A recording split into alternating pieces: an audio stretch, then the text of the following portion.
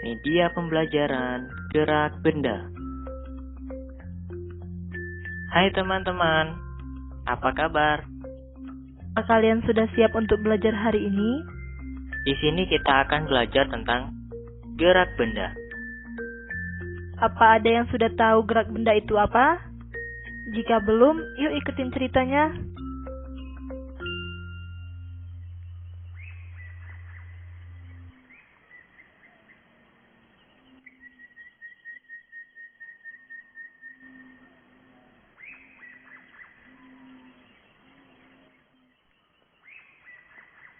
Hai Salsa, ayo kita berangkat sekolah. Ayo.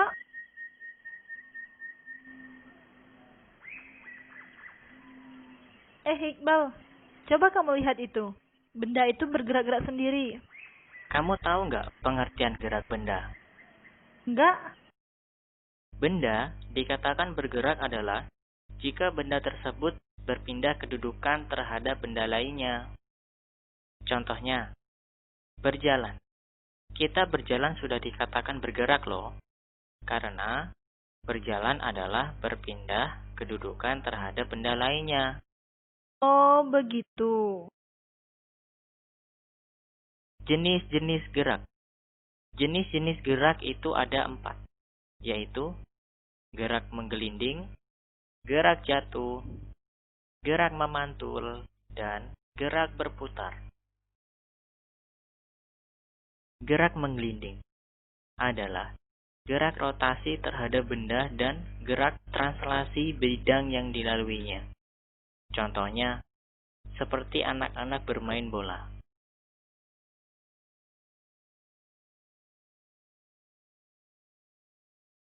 Gerak jatuh adalah gerak yang dipengaruhi oleh gaya gravitasi dan gaya gesek dengan udara. Contohnya, seperti jatuhnya buah kelapa.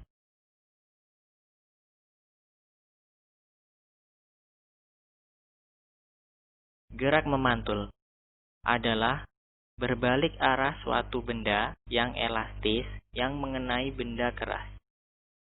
Contohnya, memantulkan bola karet di atas bed.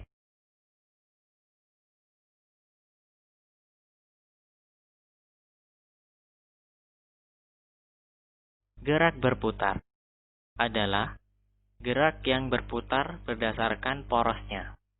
Contohnya, bermain baling-baling angin.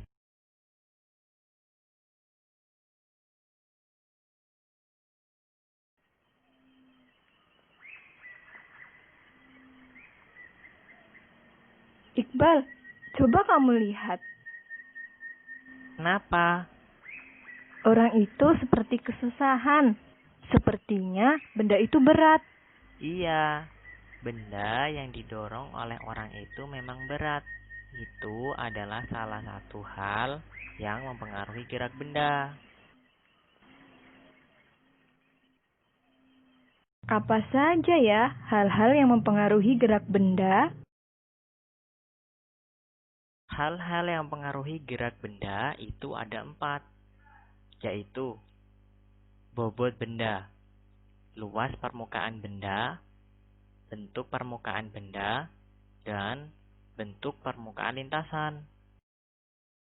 Bobot benda bisa mempengaruhi gerak benda loh, karena semakin ringan bobot benda, maka akan semakin mudah dan cepat benda tersebut bergerak. Sedangkan semakin berat bobot benda, maka akan semakin sulit dan lambat benda tersebut bergerak. Contohnya, kursi dan lemari. Kursi mudah dan cepat bergerak karena bobotnya yang ringan. Sedangkan lemari sulit dan lambat digerakkan karena bobot bendanya berat.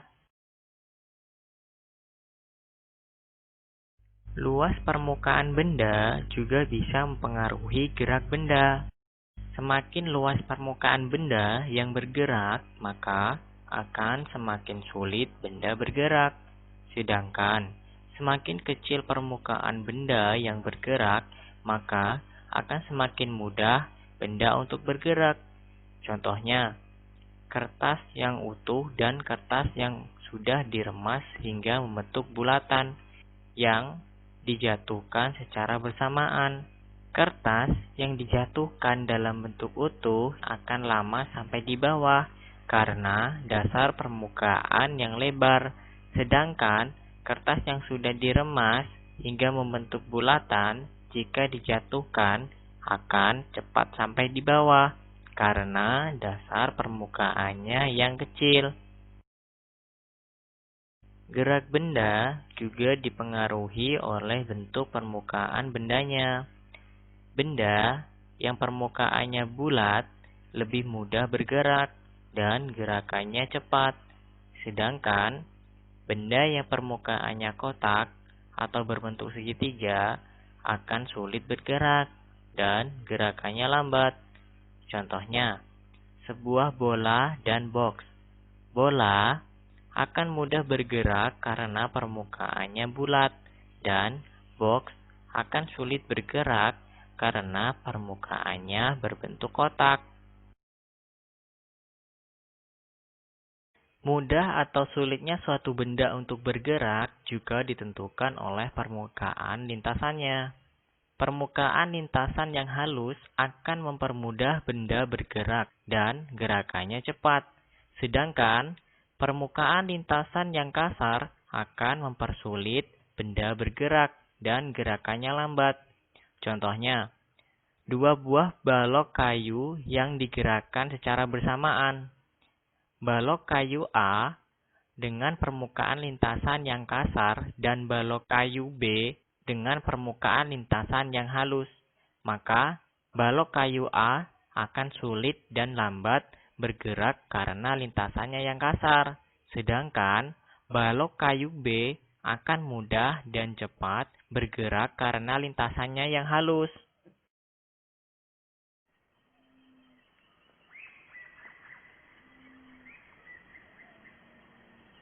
Wah, kincir anginnya banyak sekali. Iya. Lihat, yang itu besar sekali. Tapi kincir ini untuk apa ya? Fungsi kincir angin ini bisa untuk menghasilkan arus listrik loh. Oh, jadi listrik yang ada di rumah kita dari kincir angin ini. Iya, tapi tidak semua listrik dihasilkan dari kincir angin. Bisa dari kincir air, bisa dari hasil alam, seperti batu bara. Dan kincir tersebut adalah memanfaatkan dari gerak benda. Gerak benda? Memangnya selain kincir angin, kegunaan gerak benda untuk apa saja ya? Gerak benda dan kegunaannya ada dua, yaitu kegunaan roda berputar dan kegunaan air mengalir. Kegunaan roda berputar. Coba perhatikan peralatan yang ada di rumahmu. Ada kipas angin, jam dinding, mobil, dan lain sebagainya. Alat-alat tersebut adalah memanfaatkan roda yang berputar. Baling-baling kipas angin berputar, menghasilkan angin. Jarum jam berputar untuk menentukan waktu. Roda mobil berputar untuk memudahkan kendaraan tersebut berjalan. Jadi, alat-alat tersebut bisa mempermudah pekerjaan kita. Kegunaan air mengalir. Air yang mengalir juga bisa menggerakkan benda juga loh. Karena air yang mengalir memiliki energi gerak, sehingga mampu mempengaruhi benda lain. Dalam hal ini, air mampu menggerakkan atau menghanyutkan benda. Contohnya, kincir air, perahu, mencuci, dan lain sebagainya. Dengan dorongan air, kincir air bisa berputar dan dapat menghasilkan listrik. Dengan air mengalir, bisa menggerakkan perahu dan bisa dijadikan alat transportasi air. Dengan aliran air juga bisa digunakan untuk keperluan kita sehari-hari, seperti mencuci dan hal-hal lainnya, sehingga mempermudah kegiatan kita.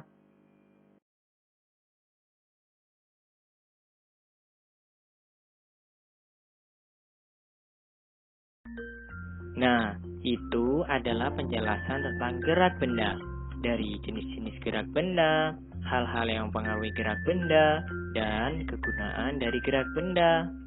Mudah-mudahan teman-teman bisa paham ya dengan penjelasannya. Sampai jumpa lagi.